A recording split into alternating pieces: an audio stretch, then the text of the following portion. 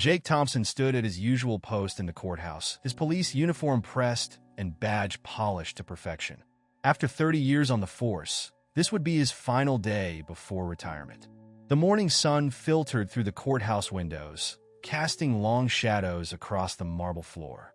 He pulled out his notebook, reviewing his notes on the Harrison case, a complex fraud trial that had been making headlines for weeks. His hands trembled slightly as he flipped through the pages. This wasn't just pre-retirement jitters. The Harrison case had personal significance. Jake had been the first responding officer when the fraud was initially reported, and now, on his last day, he would see it through to the end. The coincidence wasn't lost on him. The courthouse began filling with the usual morning crowd, lawyers in press suits, clerks carrying stacks of files, and members of the public heading to various courtrooms. Jake checked his watch. 8:45 a.m. The Harrison hearing would begin at 9 o'clock sharp in Courtroom 3. Jake noticed a well-dressed African-American man approaching the courtroom entrance. The man wore an expensive charcoal suit and carried a leather briefcase, but something about him made Jake uneasy. He hadn't seen this particular lawyer before, and on such a high-profile case, he knew most of the legal teams involved. "Excuse me, sir," Jake called out, stepping forward to block the entrance. This courtroom is restricted to authorized personnel only until the hearing begins. His voice carried the authority of 3 decades of law enforcement. The man raised an eyebrow. "I believe I'm exactly where I need to be," he responded calmly, reaching for his credentials. Before he could produce them, another lawyer walking past stopped and stared at the scene unfolding. Then, to Jake's confusion, he started laughing. "Officer Thompson, that's Judge Marcus Johnson. He's presiding over the Harrison case." The corridor fell silent. Several heads turned to watch the interaction. Jake felt the color drain from his face as he processed the information. The man he had just stopped, Judge Marcus Johnson, was not only authorized to enter the courtroom, but was, in fact, in charge of the entire proceedings. Judge Johnson maintained his composure, though his jaw tightened slightly. "Officer Thompson, I appreciate your dedication to security," he said, his voice measured but cool. "However, I suggest you familiarize yourself with all court personnel before making assumptions about who belongs where." Jake stepped aside, his embarrassment mixing with defensive pride. He wanted to apologize, knew he should apologize, but the words stuck in his throat. Instead, he gave a stiff nod and watched as Judge Johnson entered the courtroom, followed by several smirking attorneys. Standing alone in the corridor, Jake felt the weight of his mistake.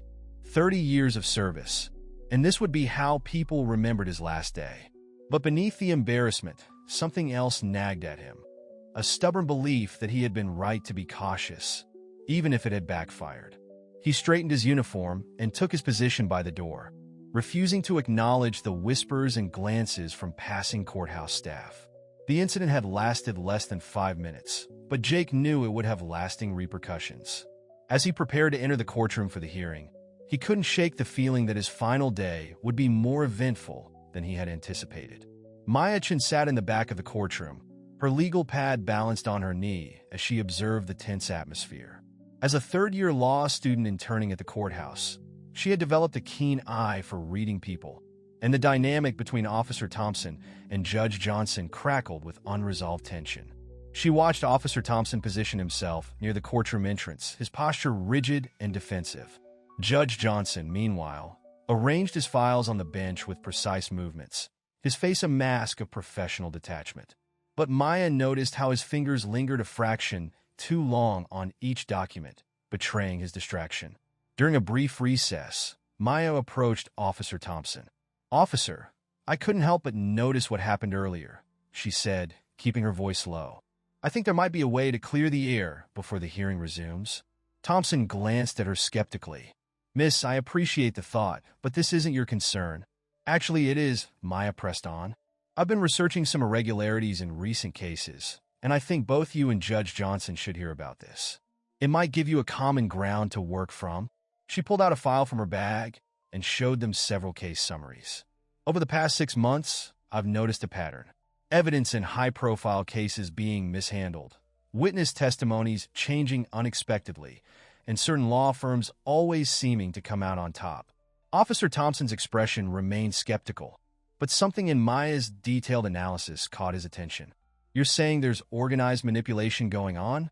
"I'm saying it's worth looking into," Maya responded carefully. "And given your experience and Judge Johnson's position, you both might see things I've missed." When the hearing resumed, Maya observed Officer Thompson watching Judge Johnson more closely, but differently now. The judge handled the proceedings with unwavering professionalism, controlling the courtroom with quiet authority. He interrupted attorneys when their questions became repetitive, made quick and precise rulings on objections, and kept the pace moving efficiently. Yet Maya noticed Officer Thompson's face clouding with doubt during key moments. When Judge Johnson sustained an objection from the defense, Thompson shifted uncomfortably. When the judge questioned a prosecution witness particularly thoroughly, Thompson's hand tightened on his belt. The tension peaked during a heated exchange between attorneys. A defense lawyer made a subtle reference to maintaining traditional standards while glancing at Judge Johnson. The judge's response was swift and cutting. "Counsel, direct your arguments to the evidence, not to rhetoric." Maya watched Officer Thompson's reaction to this exchange. His expression cycled through surprise, respect, and then something that looked like confusion. She recognized the look of someone whose preconceptions were being challenged against their will. As the day's proceedings wound down, Maya gathered her notes and approached both men separately. To Judge Johnson, she mentioned her concerns about the pattern of irregularities. To Officer Thompson, she emphasized the judge's handling of the subtle bias in the courtroom. Both men listened more intently than they had earlier. "Sometimes," she told Thompson, "the biggest threats to justice aren't the ones we're trained to look for." She left him pondering that thought as she headed out of the courthouse, knowing she had planted seeds that would either grow into understanding or wither in the face of deeply rooted prejudice. The sun was setting as Maya walked to her car, her mind already working on how to proceed.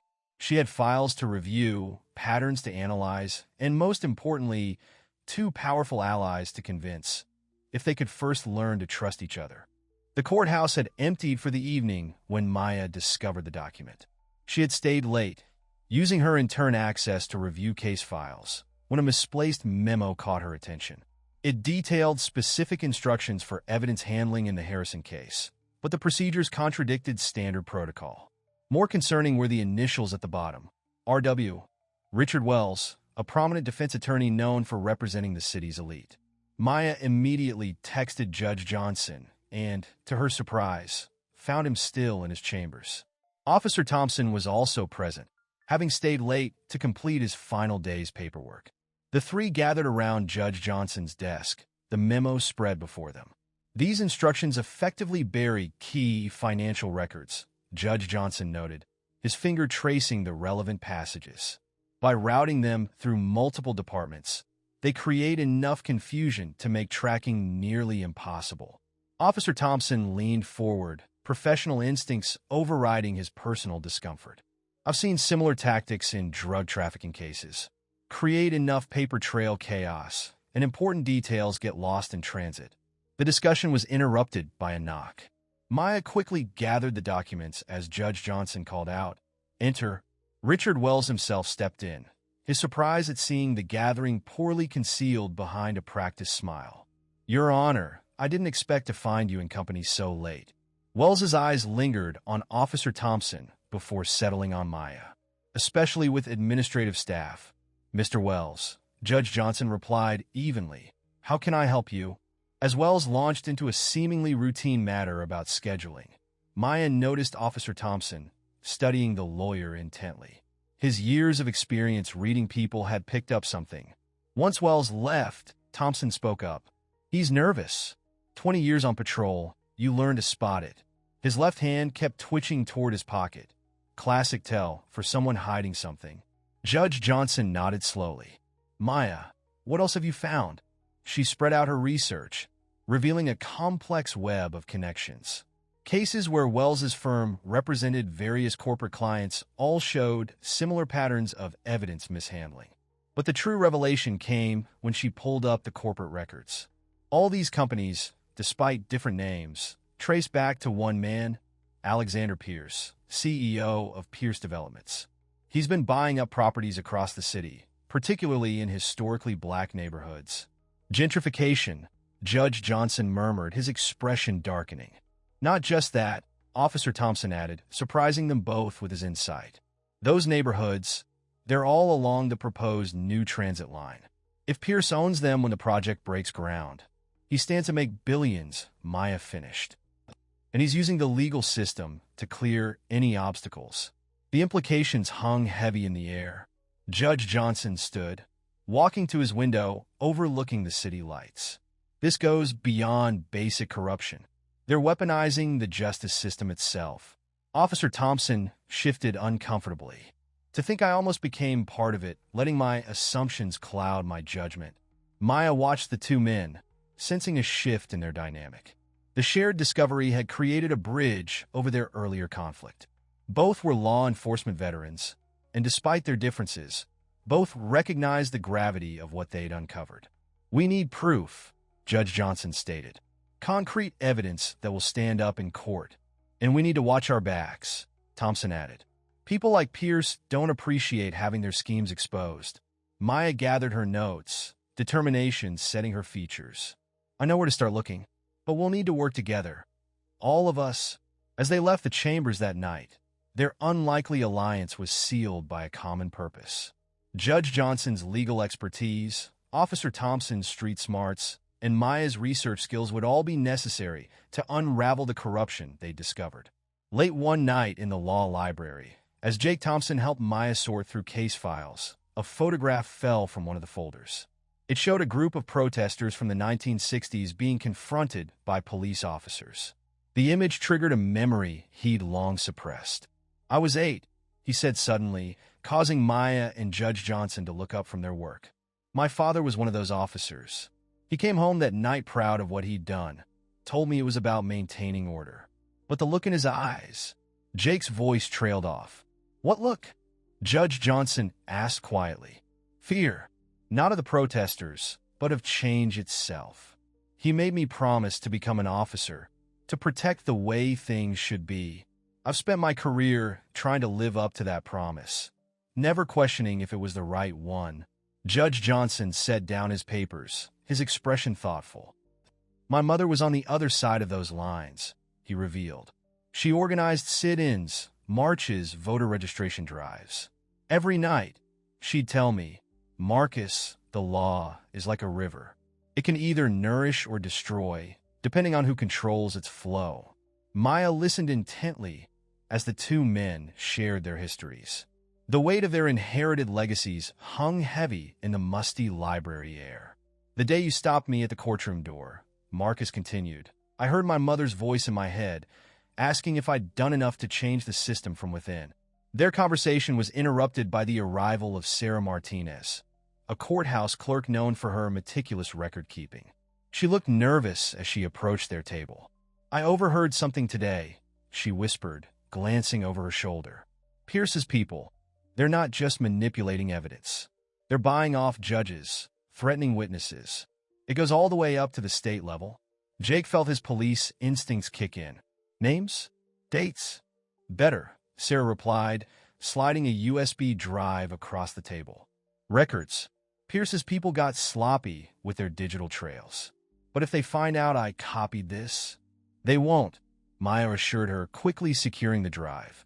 As Sarah left, Judge Johnson began reviewing the files on his laptop. His face grew increasingly grave. This is worse than we thought.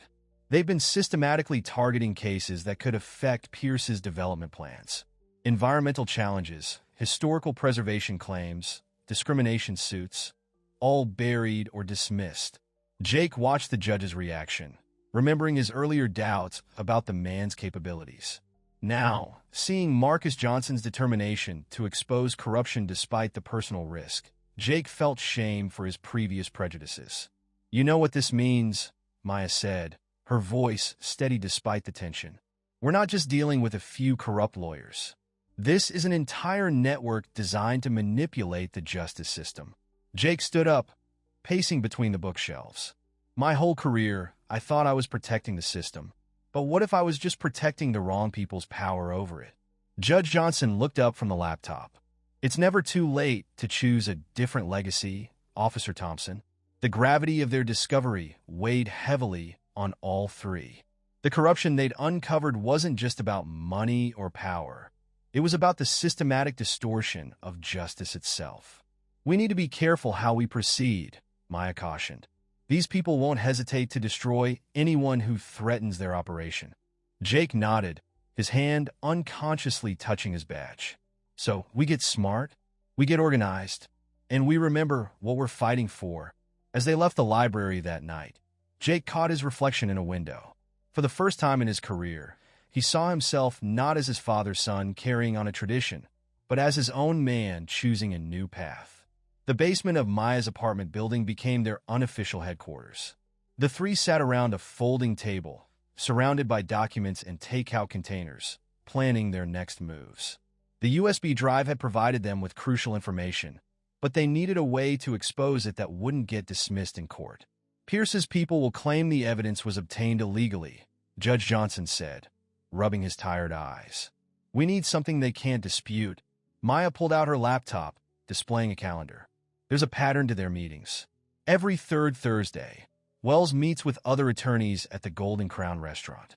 They're careful about electronic communications, but they have to meet in person to coordinate. Perfect place to have private conversations, Jake added. I know it. Separate dining rooms, discreet staff. Popular with people who don't want to be overheard. We need someone on the inside, Maya suggested, looking between her companions. Someone they wouldn't suspect. Before they could discuss further, Jake's phone buzzed. A text from an unknown number. Back off the Pierce investigation. Final warning. He showed it to the others. They're watching us, Judge Johnson said grimly. Question is, how close? Maya moved to the window, carefully peering through the blinds. A black SUV was parked across the street, its engine running. Very close, she answered. Jake's police training kicked in. We need to move. Now. They wouldn't send a warning unless they were planning to follow it up. They quickly gathered their materials, stuffing everything into Maya's backpack. As they headed for the back exit, they heard footsteps on the main stairs. This way, Maya whispered, leading them through the building's laundry room to a service entrance. They emerged in an alley, Jake taking point, Judge Johnson covering their rear. The sound of car doors slamming echoed from the street. My car's 3 blocks north, Judge Johnson said. Too risky, Jake replied. They'll be watching it. We need to split up, take different routes. Maya, you still have that backup drive? She patted her jacket pocket. Always. Good. Meet at my place in 2 hours. They won't expect that. As they prepared to separate, Judge Johnson grabbed Jake's arm. Thompson, why are you really doing this? You could walk away, enjoy your retirement. Jake looked at the judge, then at Maya. Because for 30 years, I thought I was protecting the law. Now it's time to protect justice. They split up, each taking different paths through the city's nighttime streets. Jake noticed 2 men following him, but 30 years on the force had taught him every alley and shortcut in the district. He lost them near the river. At his apartment, 2 hours later, they regrouped. Maya's hands were shaking as she pulled out the drive. They're desperate, she said, which means we're close to something big. Judge Johnson nodded. Wells is scheduled to be in my courtroom tomorrow. If he's nervous enough to send thugs, then the meeting at Golden Crown is important, Jake finished. Maya's right. We need someone inside. I can do it, Maya volunteered. I've served tables before. One more application won't raise suspicions. Jake and Judge Johnson exchanged looks. It's dangerous, Jake warned. Everything about this is dangerous, Maya countered. But I can blend in. They won't see me as a threat. Judge Johnson leaned back, considering. We'll need more than just overheard conversations. We need documents, proof of their planning. Leave that to me, Maya said, her expression determined. But we'll only get one shot at this. The Golden Crown's elegant dining room buzzed with the quiet conversations of Metro City's elite. Maya, dressed in the restaurant's formal black uniform, moved efficiently between tables, all while keeping one ear tuned to private dining room C, where Wells and his associates had gathered. Jake and Judge Johnson waited in a parked car 2 blocks away, monitoring the situation through a discreet earpiece Maya wore. The plan was simple. Maya would serve their room, looking for an opportunity to gather evidence while Jake and Judge Johnson documented who entered and left the meeting. Wells just pulled out a folder, Maya murmured as she passed near the monitoring device hidden in her serving tray. They're discussing property acquisitions in the River District. Inside the private room, Richard Wells spread documents across the table. Pierce wants these properties cleared within the month. Any holdouts need to be persuaded. Maya's hand trembled slightly as she poured water, catching glimpses of maps and documents. She recognized addresses of historic black churches and community centers, all marked for demolition. Suddenly, the door opened. Alexander Pierce himself walked in, his expensive suit and commanding presence drawing all eyes. Maya felt her heart rate spike, but maintained her composure. "We have a problem," Pierce announced without preamble. "Someone's been accessing restricted files. Johnson's clerk has been asking questions." Maya forced herself to breathe normally as she collected empty glasses. They didn't know about her involvement yet. Outside, Jake shifted uncomfortably in the car. "Something's wrong. Too many cars pulling up." Judge Johnson noticed it too. "These aren't lawyers arriving. They look like private security." Inside, Maya was about to leave the room when Pierce's words froze her in place. Thompson's retirement came at the right time. One less potential problem. Though his recent interactions with Johnson are concerning, "Sir," one of the lawyers interjected, "we've had them followed. They've been meeting regularly." Pierce's expression darkened. "Then we have loose ends to tie up, starting with that nosy intern." Maya's hand jerked, sending a glass crashing to the floor. All eyes turned to her. "I'm so sorry," she stammered, kneeling to clean up the mess. Her hands shook as she gathered the shards, feeling Pierce's calculating gaze on her. "Wait," Wells said suddenly, looking closer at her. "I've seen her at the courthouse." Maya abandoned any pretense of cleaning and bolted for the door. Behind her, chairs scraped against the floor as several men rose to pursue. "Maya, get out now!" Jake's voice crackled through her earpiece. "We're coming in." She sprinted through the kitchen, pushing past startled staff. Behind her, she heard Pierce's calm voice. "Don't let her leave. And find out who she's working with." Jake and Judge Johnson were already moving, but Pierce's security team had the exits covered. Maya found herself trapped in the restaurant's back alley, the sound of footsteps approaching from both directions. Jake reached the alley first, his police training taking over. Without hesitation, he charged the nearest security guard, creating an opening. "Run," he shouted to Maya. Judge Johnson appeared from the other direction, using his courthouse access card as a distraction, throwing it at one guard's face before tackling him. A scuffle broke out in the narrow alley. Maya clutched her phone, which had been recording the entire meeting. Jake took a hit to the jaw, but managed to subdue one attacker. Judge Johnson, despite his robes and position, proved surprisingly capable in the fight. "The evidence," Maya gasped, reaching for her phone. "None of you are leaving with anything." Pierce's voice cut through the chaos. He stood at the alley's entrance, flanked by more security. Jake stepped forward, positioning himself between Pierce and his companions. "Actually," he said, blood trickling from his split lip, "we already have everything we need." The aftermath of the alley confrontation left them battered but resolute. Maya sat in Jake's living room, wincing as he cleaned a cut above her eye. Judge Johnson paced, his usually immaculate robes torn and dirty. "The recording," Maya insisted, pulling out her phone. "Please tell me it's clear enough." They huddled around the device, listening to Pierce's incriminating words. The audio was rough but unmistakable. Detailed discussions of witness intimidation, evidence tampering, and planned demolitions of historically protected properties. "We need to move fast," Judge Johnson said, checking his watch. "Pierce will have his people trying to bury everything by morning." Jake nodded, then grimaced from his bruised jaw. "The press. We take it all to the press first. Once it's public, they can't hide it." "No," Maya interjected, surprising them both. "The press isn't enough. Pierce owns half the media outlets in the city. We need to go bigger." She pulled out her laptop, her fingers flying across the keyboard despite her injured hand. "I've been building a backup plan. Every major law enforcement agency, every independent journalist, every civil rights organization in the state, all getting copies simultaneously." Judge Johnson stopped pacing. "The simultaneous release prevents them from controlling the narrative. But we need to be careful. One wrong move, they'll destroy us," Jake finished. "Not just our careers. Everything." Maya looked up from her laptop, her expression fierce despite her injuries.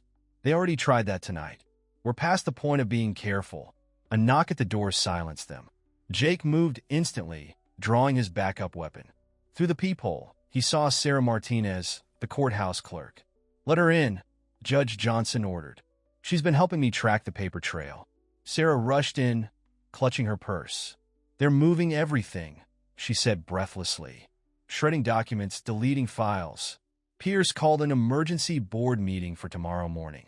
"Perfect," Maya said, still typing. "That's exactly when we release everything." During their meeting, when they're all together, Jake watched the young intern he'd barely noticed weeks ago, now orchestrating their counterattack.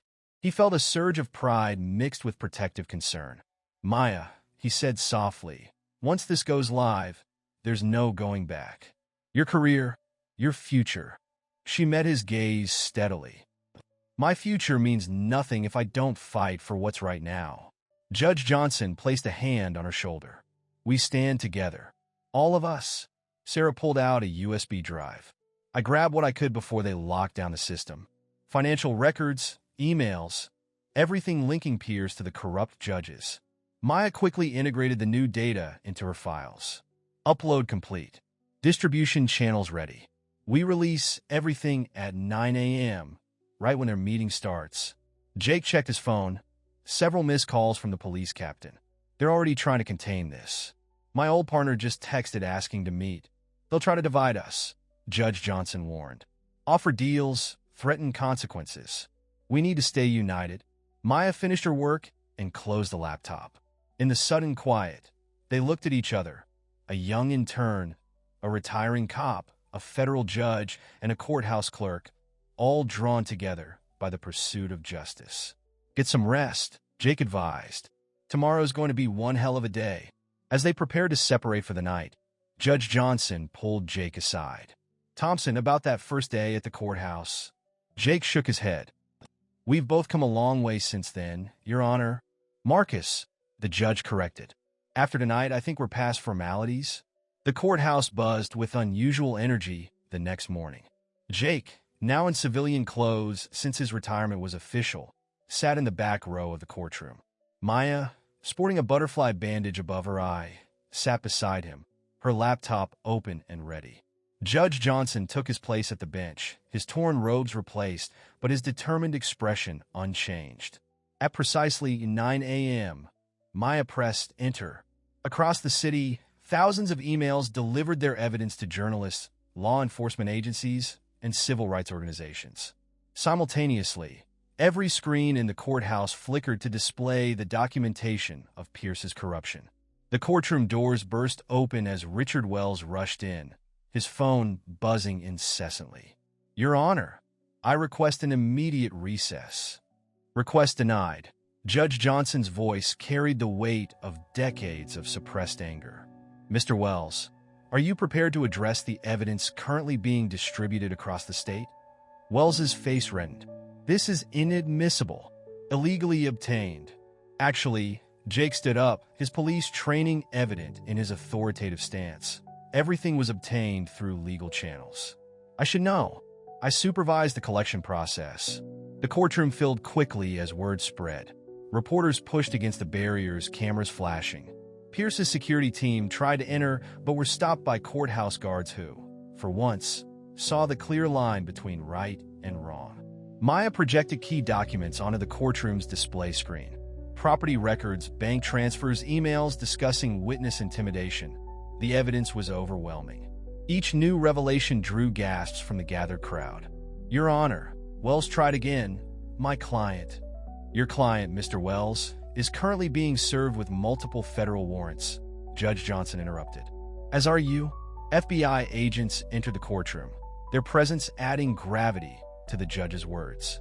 Jake recognized the lead agent, Maria Rodriguez, known for her anti-corruption task force work. Wells looked desperately around the room, his composed lawyer's facade cracking. This is a conspiracy. Officer Thompson has a history of racial bias. His testimony can't be trusted. Jake stepped forward, his voice steady. You're right about my history, Mr. Wells. That's exactly why I'm the perfect witness. I've seen both sides of this system, the protection of privilege and the denial of justice. I'm done serving the wrong side. Maya stood next to him, presenting a final piece of evidence. Surveillance footage from the Golden Crown, showing Pierce explicitly ordering actions against problematic community leaders. The courtroom erupted in chaos. Reporters shouted questions. Photographers' flashes created a strobe effect. And in the midst of it all, Judge Johnson's gavel cracked against his desk. Order! His voice thundered across the room. This court has seen enough evidence to issue immediate injunctions against all Pierce development projects. Furthermore, I am ordering a full investigation into every case handled by Mr. Wells's firm over the past 5 years. Jake watched as Wells was led away in handcuffs, remembering their first meeting years ago, how he'd admired the lawyer's expensive suits and confident manner, never questioning what lay beneath the polished surface. From his seat, Jake could see Sarah Martinez sitting with other courthouse staff, tears in her eyes as years of silent witness to corruption finally ended. The weight of history seemed to lift from the room with each new arrest, each revelation of truth. Judge Johnson's voice cut through the noise once more. This court will take a brief recess. When we reconvene, we will begin examining each piece of evidence systematically. Justice delayed is justice denied, but today, justice will no longer be denied. The afternoon session began with an unexpected intensity. The courtroom had been cleared of all spectators except essential personnel, though the crowd outside continued to grow. News helicopters circled the building, their distant chopping a constant reminder of the story's magnitude. Maya's evidence presentation reached its crescendo as she revealed the most damning documents. Surveillance photos showed Pierce meeting with corrupt officials in underground parking garages. Financial records traced millions in bribes disguised as consulting fees. Emails detailed systematic efforts to dismantle minority communities under the guise of urban development. Your Honor, a new voice rang out. James Patterson, Pierce's lead attorney and one of the city's most prominent lawyers, strode into the courtroom. I move to suppress all evidence obtained through the actions of these vigilantes. Judge Johnson leaned forward, his expression stern. Mr. Patterson, are you prepared to explain why your client maintained a detailed database of private information about my family, including my mother's daily routines? The courtroom fell silent. Jake instinctively moved closer to Maya, noticing how Patterson's entrance had made her tense. A regrettable overstep by overzealous employees, Patterson replied smoothly. Mr. Pierce had no direct knowledge. Like he had no direct knowledge of the threats against Marcus's mother? Jake interrupted, stepping forward. I have the recording right here, counselor. Pierce's own words ordering surveillance on civil rights activists, including Mrs. Johnson. Patterson's professional demeanor cracked slightly. Officer Thompson, given your documented history of racial bias, your sudden concern for civil rights activists seems convenient. You're right, Jake acknowledged, his voice carrying across the hushed courtroom. My record isn't clean. I've made mistakes, held prejudices, acted on assumptions that I'm deeply ashamed of now. But that's exactly why this evidence matters more coming from me. I've seen both sides of this system, and I'm choosing to stand for what's right. Maya stepped forward, opening a new file on the projection screen. We also have evidence of Mr. Patterson's direct involvement in witness intimidation. Her voice trembled slightly, but grew stronger. Including footage from my own apartment building the night your men followed me home. Patterson's face darkened. Ms. Chun, you're making very serious accusations. No, Mr. Patterson, Judge Johnson interrupted. She's presenting evidence. Evidence that has already been verified by federal investigators. Evidence that shows a systematic campaign to use the legal system as a weapon against the very communities it should protect. The judge stood, his robes rustling in the silence. I've spent my career working within this system, believing I could change it from the inside. My mother fought for civil rights on the streets while I fought in the courtroom. Today, we see that both battlegrounds matter.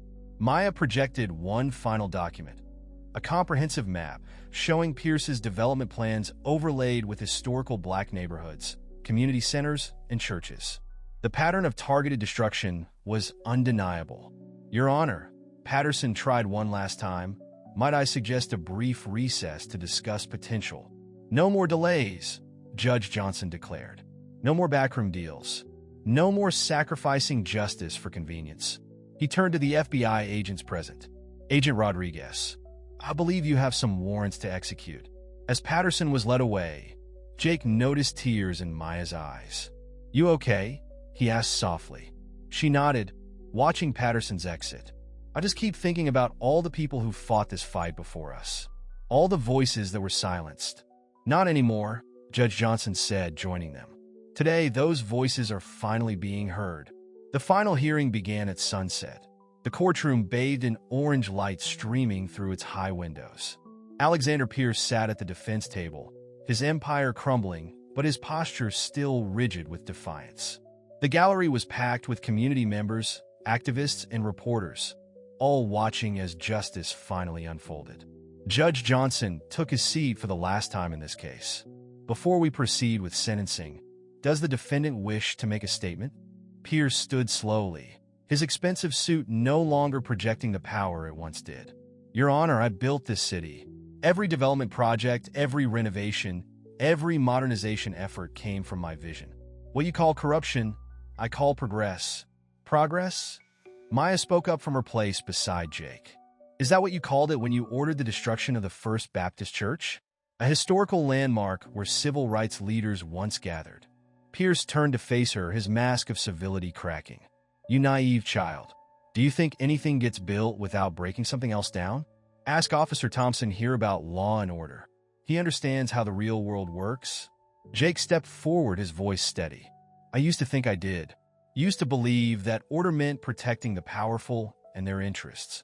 But real order, real justice, means protecting everyone's rights, not just those who can afford to buy them. Judge Johnson raised his hand for silence. Mr. Pierce, this court has reviewed all evidence presented. The jury has reached their verdict.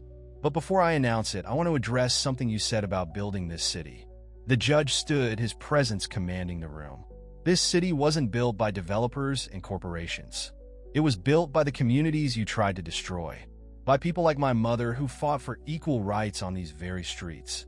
By dedicated public servants like Officer Thompson, who learned to question their own prejudices. By young people like Ms. Chun, who refused to be silent in the face of injustice. Pierce's face reddened, but before he could speak, the judge continued. The jury has found you guilty on all counts. This court sentences you to 20 years in federal prison, with no possibility of parole. Furthermore, all assets connected to your criminal enterprise will be seized and placed in a trust for community rehabilitation. The courtroom erupted in celebration. Jake watched as years of tension left Judge Johnson's shoulders.